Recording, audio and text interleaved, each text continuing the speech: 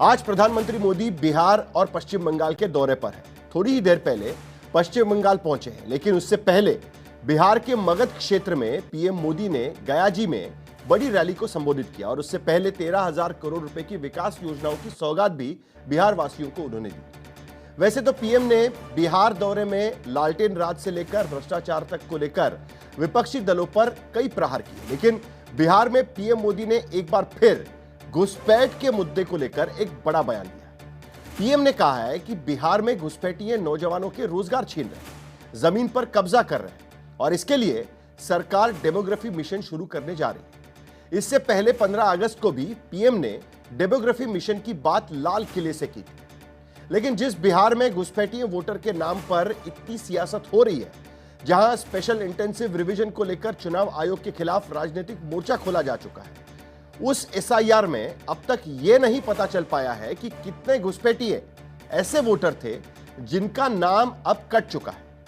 यह न तो चुनाव आयोग बता रहा है और न ही राजनीतिक दलों को इसका कुछ अता पता चल पाया है।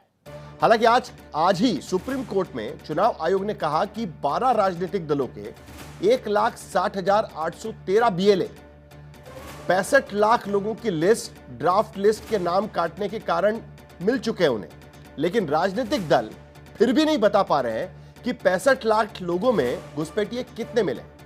वैसे सुप्रीम कोर्ट ने आज ही कहा है कि जिसके नाम ड्राफ्ट लिस्ट में कट गए हैं, उन 65 लाख लोगों से अब सभी 12 राजनीतिक दल के कार्यकर्ता वैध फॉर्म भरवाएंगे और अदालत को बताएं। तो बिहार की सियासत में घुसपैठ और एसआईआर को लेकर चल रही राजनीति के सुलगते सवालों पर आज के दंगल में हम चर्चा करेंगे, क्योंकि अगर घुसपैठिए हैं तो उसका जिम्मेदार कौन है और अगर है तो कहां है, वो क्यों नहीं मिल पाए। इन सभी मुद्दों पर हम चर्चा करेंगे, लेकिन पहले यह रिपोर्ट देखते हैं।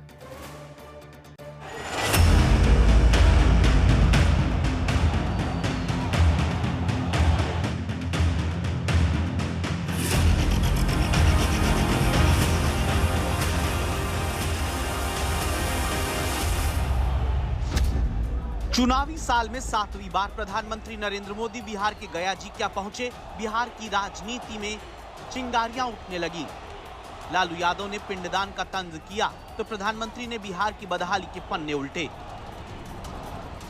यूं तो हर बार बिहार दौरे की तरह इस बार भी प्रधानमंत्री ने बिहार को 13,000 करोड़ रुपए की सौगात दी। हजारों की भीड़ में समर्थकों के अभिवादन से लेकर गयाजी, दिल्ली अमृत भारत और वैशाली कोडरमा बौद्ध सर्किट ट्रेन का उद्घाटन किया।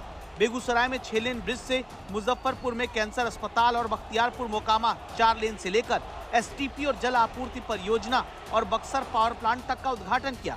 गरीबों को पीएम आवास की चाबियां भी सौंपी। लेकिन पीएम के दौरे से पहले और दौरे के बाद 2 वजहों से सियासी चर्चा शुरू हुई। दौरे से पहले लालू प्रसाद यादव का तंजिया पोस्ट राजनीति की वजह बना, तो दौरे के बाद प्रधानमंत्री के मंच पर नवादा की आरजेडी विधायक विभा देवी और राजौली के आरजेडी विधायक प्रकाश वीर की मौजूदगी चर्चा की वजह बनी। पिंडदान करी अपनी उस सोच का जिसमें बिहार। पीएम के गयाजी दौरे से पहले ही लालू यादव ने क्लिप शेयर करते हुए पिंडदान के लिए मशहूर गयाजी में राजनीतिक पिंडदान की बात करते हुए मोदी नीतीश सरकार पर सवाल उठाए। लालू ने अपने वीडियो में 5 मुद्दों को लेकर हमला बोला। इसमें बिहार को स्पेशल स्टेटस देने वाली मांग, एसआईआर से गरीबों के वोट छीनने का आरोप, संवैधानिक संस्थानों पर कंट्रोल कर इस्तेमाल करने का आरोप, 20 साल की डबल इंजन सरकार के बावजूद बदहाल बिहार का आरोप और चुनावी सियासत की मौका परस्ती को लेकर सवाल उठाए। लेकिन प्रधानमंत्री नरेंद्र मोदी ने जब जनसभा को संबोधित करना शुरू किया तो बिहार के लालटेन युग से लेकर मौजूदा घुसपैठ समस्या तक को लेकर वार किया। आप मुझे बताइए, एक घुसपैठियों को निकालना चाहिए कि नहीं निकालना चाहिए?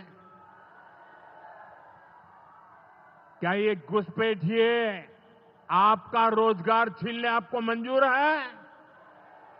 एक घुसपैठिए आपकी जमीन पे कब्जा कर ले आपको मंजूर है?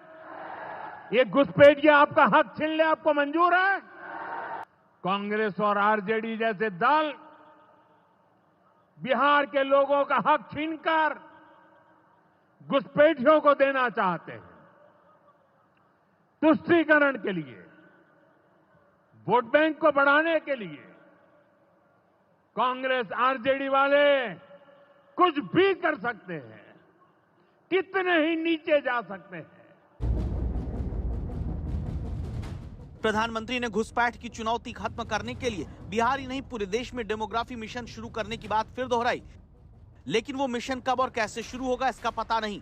ये जरूर है कि जिस एसआईआर को लेकर विपक्षी दलों ने बिहार से दिल्ली तक और संसद से अदालत तक कोहराम किया है, उसे लेकर सुप्रीम कोर्ट ने विपक्षी दलों को जरूर फटकार लगाई है।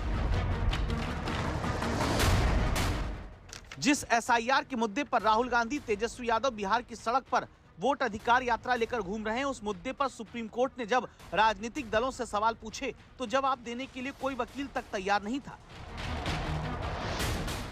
चुनाव आयोग ने अदालत में बताया कि जिन 65 लाख से अधिक लोगों के नाम कट रहे हैं, उनकी लिस्ट गांव स्तर तक कारण समेत उपलब्ध करा दी गई है।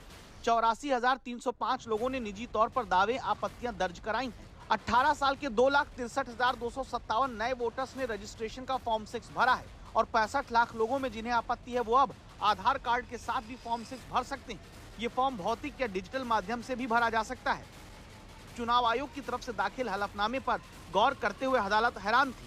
12 दलों के 1,60,000 से अधिक बीएलए के होते हुए भी दावे आपत्तियां दर्ज नहीं हुई। अदालत ने 65 लाख लोगों के नाम काटने के मुद्दे पर 12 राजनीतिक दलों को भी पक्षकार बनाया और कहा कि सभी मान्यता प्राप्त दल अपने पार्टी कार्यकर्ताओं को 11 दस्तावेज या आधार कार्ड के साथ फॉर्म जमा कराने का निर्देश दें। राज्य के निर्वाचन अधिकारी इन सभी दलों को इस आदेश की सूचना दें और उन्हें स्टेटस रिपोर्ट भी दाखिल करनी होगी। अदालत ने समय सीमा आगे बढ़ाने की मांग भी ठुकरा दी और मामले की अगली सुनवाई 8 सितंबर को तय की है। आज तक ब्यूरो।